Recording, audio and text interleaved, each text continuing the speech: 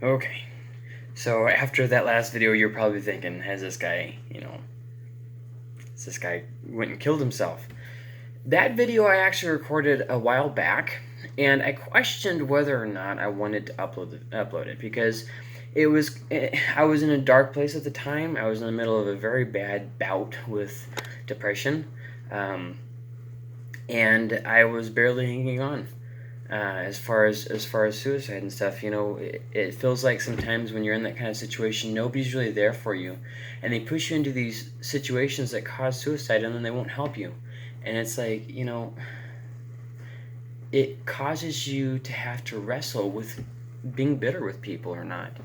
And I wanted to upload it because I wanted to show people who don't know what it's like what a suicidal person looks like.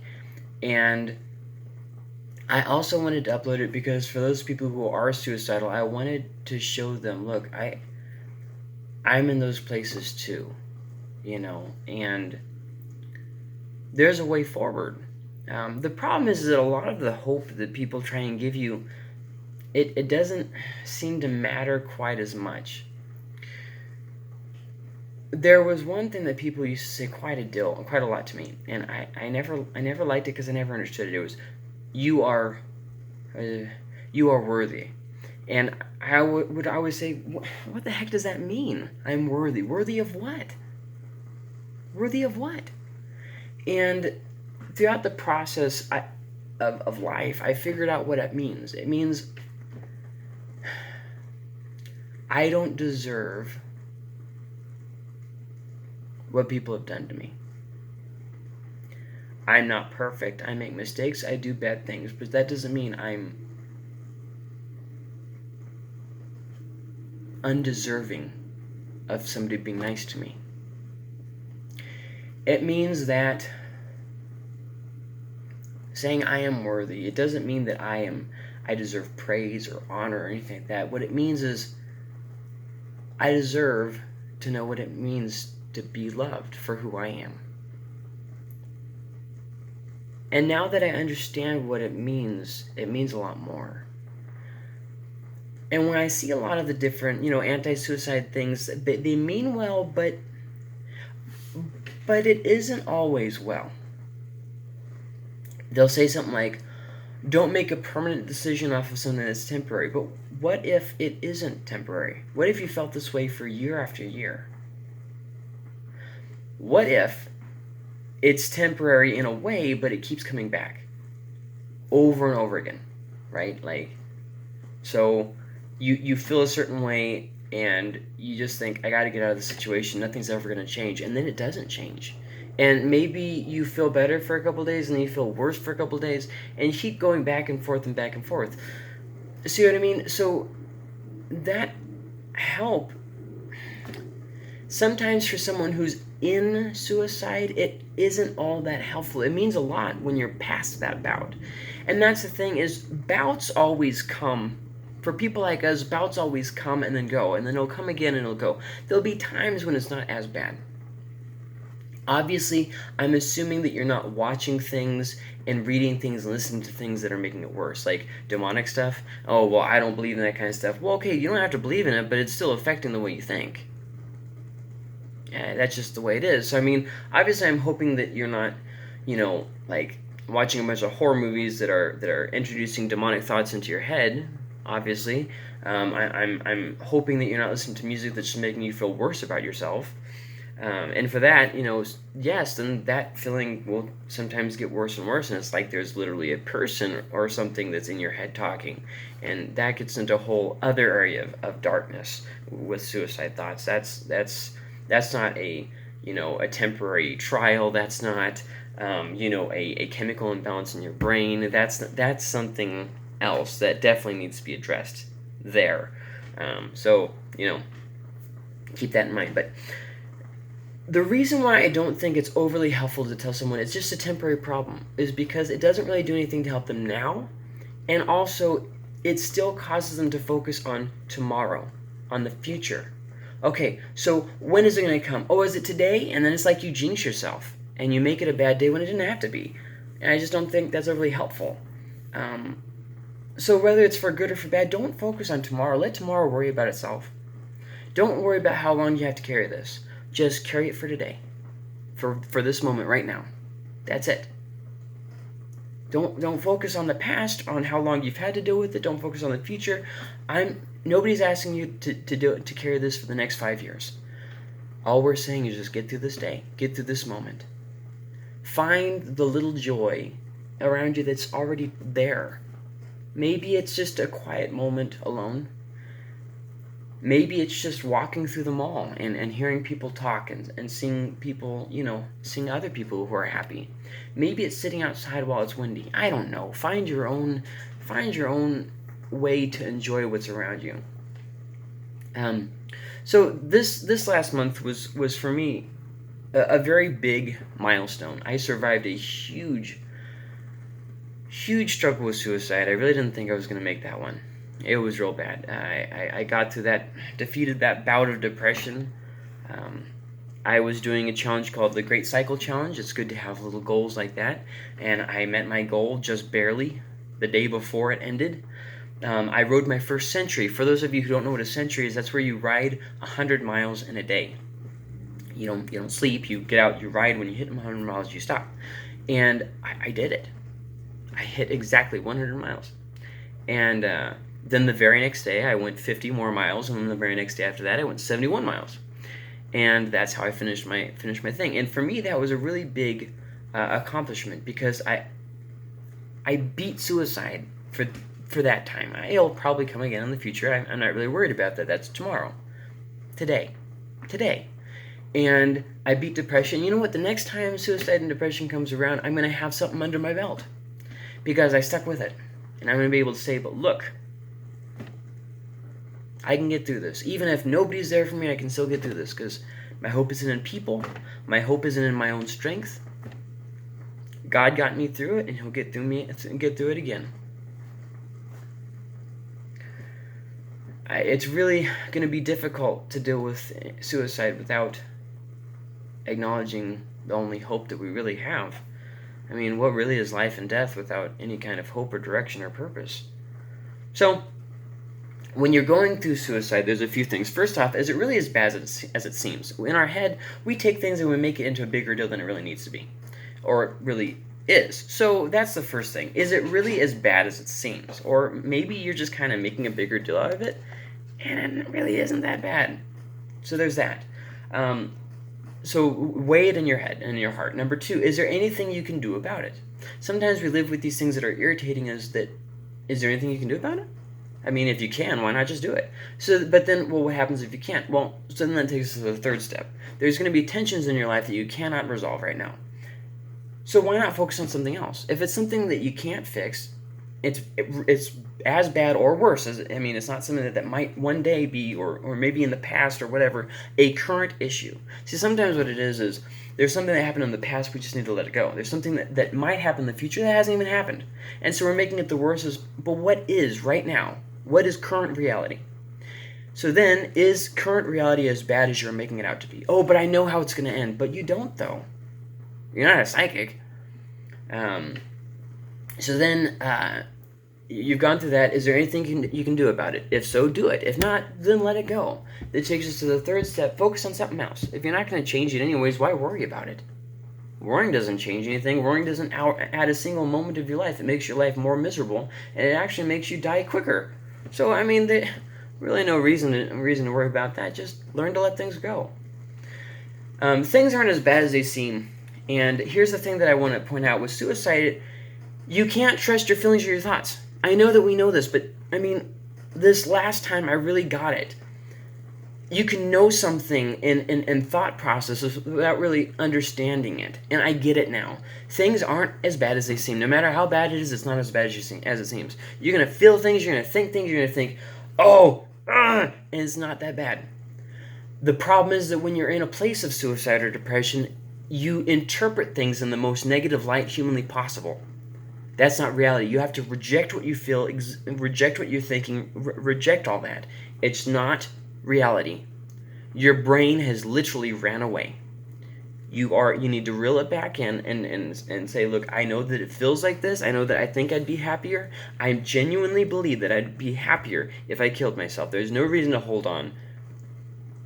You got to get rid of that kind of stuff. That is the place that you're in.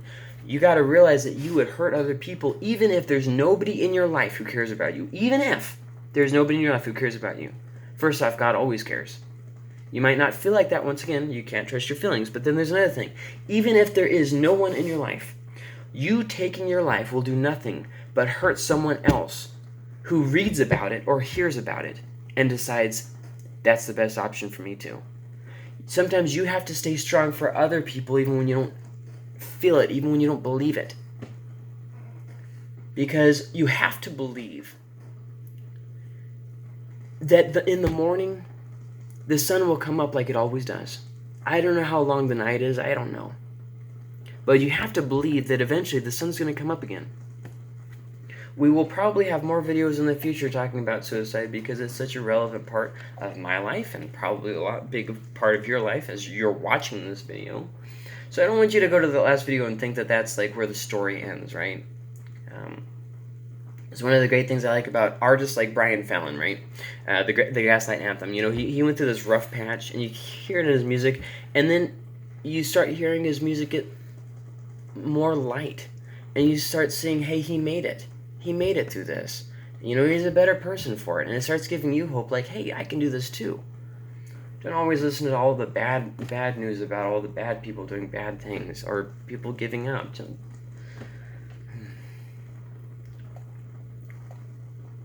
Here's the thing, and I realized this last time too. If you are going to commit suicide, okay, you've decided, you're just trying to plan it out, trying to get the last few things in order. You don't really need to tell anybody because you're like, whatever, they're not going to believe me, or they're not going to help, or there's nothing that can change this, or whatever. Okay, so you're at that place, right? Here's the thing. If you're going to kill yourself, then I think that we can all come to the conclusion of this. Then you have nothing to lose. You might say, yeah, I get that. That's why I'm killing myself. Hold on. If you have nothing to lose, you might as well keep trying. Try something new.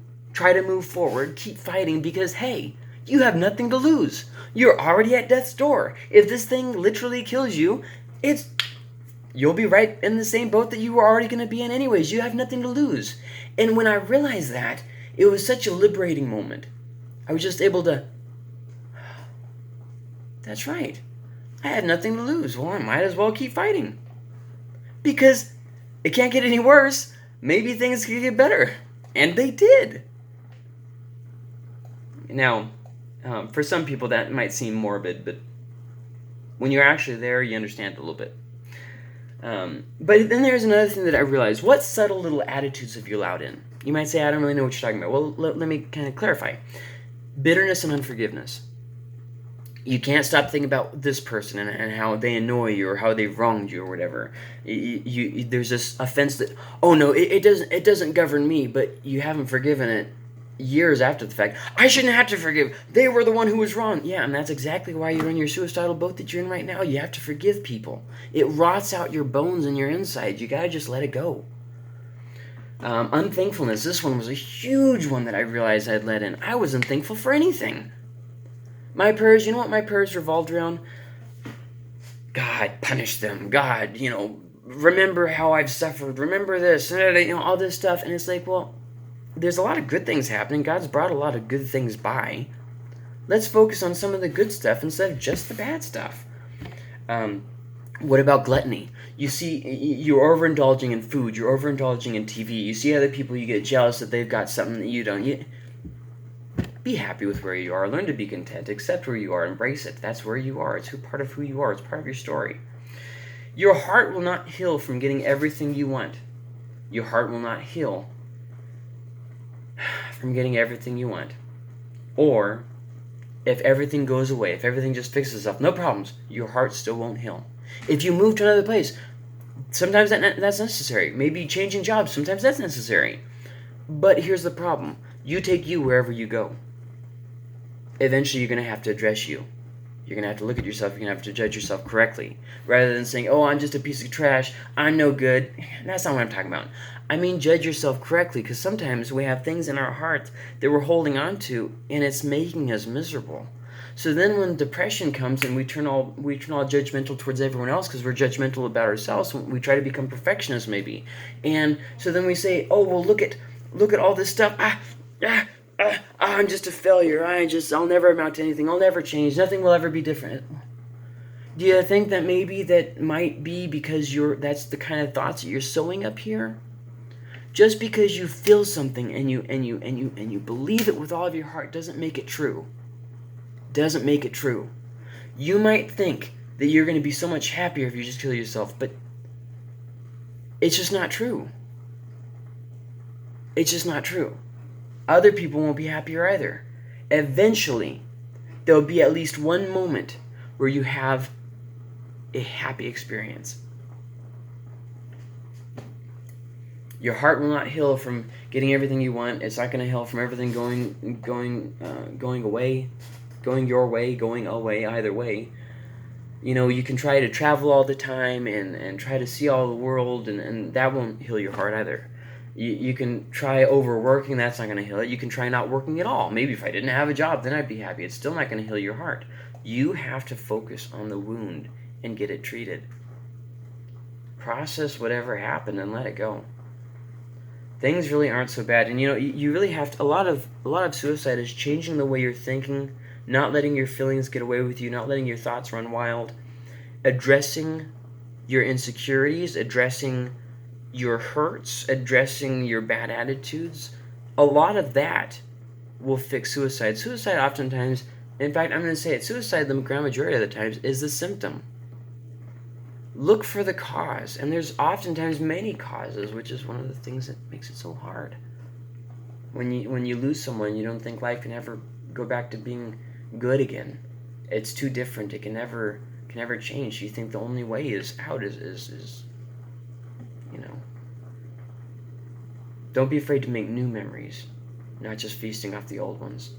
Things really aren't so bad. In my last video, it was a place of hopelessness, if you understand. I didn't have unloving parents. I didn't have parents who didn't care about me. I had parents who were real people. They weren't perfect. They were people, just like me. Just like when I parent, I'm not a perfect parent. I wish I was, but I'm not. I'm a person. But it's a place that you're in. So I interpreted that, and I only highlighted the worst. And see what I mean? Our brains have a way of just picking and choosing. Selective memory, we all have it. We look back and say, those were the good old days. Or we look back and say, nothing good ever happened. Really? Nothing good ever happened? Come on. But I will say this, you cannot be in a place where you only do things that you hate all the time and worry and stress all the time and be okay. You can't be in that place. If you have a job that you hate, so pick up a hobby that you love. Well, I don't have time, so make time. Make time. There's all kinds of jobs out there right now. I mean, it's jobs galore. Just get up off your butt and go look. Maybe switch jobs. Well, I'm trying to get my 25 in. Well, what good does it do if you kill yourself after 20?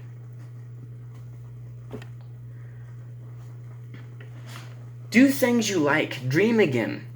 Try something new. Work hard, but goodness sakes, you don't have to kill yourself. Be disciplined, but you don't have to kill yourself. And realize that it will come and go. Even if it keeps coming back, remember that it will keep going. If it keeps coming back, oh, it's hopeless because it just keeps coming, then that means it went somewhere. Another thing that can help is have long-term goals. Have long-term plans. This year I have a 2,500-mile goal to reach on my bike. I'm 100 and something miles away from that. I have a big goal. But then that's kind of a little bit too big. That's a year. So maybe have immediate goals too. I'm reading a book. I want to finish this book. I want to get my first century in this week. My first century right. Well, I did that. So maybe have a different goal now. I want to have 2 centuries in a single week. I don't know. The thing about goals is they'll preoccupy you from just thinking about all the closed rooms all day in a bad place. Let me say that differently. It'll preoccupy you from thinking bad thoughts in a closed room all day in a bad place. My parents, it, my note here, I just realized my mistake. My note says this: preoccupies you besides just thinking about the closed room all day, the closed off, the closed doors. Next line. In a bad place, my parents were the worst. When I'm in a good place, they were the best. See what I mean? Same parents, same people, but different interpretation of the same facts. That's how suicide works. You cannot latch on to how you feel and think right now. It's nonsense. It all is. Whatever you think and feel, it's just nonsense. Okay, you don't take it for gospel truth. But I will say this, and this is the last thing I'm going to say. This is the in closing part. Okay, your strengths become your weaknesses because they are undefended, and you can blame it on Satan or yourself or people. I don't care. Whatever your greatest strengths are, those will become your greatest failures because they are undefended. I used to be a very thankful person. I turned into a very unthankful person. I only saw the problems. I didn't bother defending my strength because I was proud of it. I'll never fall there. I'll never cheat on my wife. Nah, we got a good enough relationship. You'll always fail in your greatest strengths. Watch out for your pride. It will destroy you and it'll lead you back down to suicide. Don't ever think I'm good enough. It'll never happen to me. Just get rid of that thinking right now. Your strength will become your weakness because it is undefended. I was thankful. I am now having a problem getting back to being in a place of being thankful again. For just being alive, for looking outside and seeing birds outside, for having my own office. I mean, little things that I overlook. I'm not in the hospital. Things could always be worse. So I hope that this was helpful for you, and I hope that you watched all of the last video and this video to get the full picture, and I will probably do more suicide videos in the future. So until then, grasp onto hope and stay alive, guys.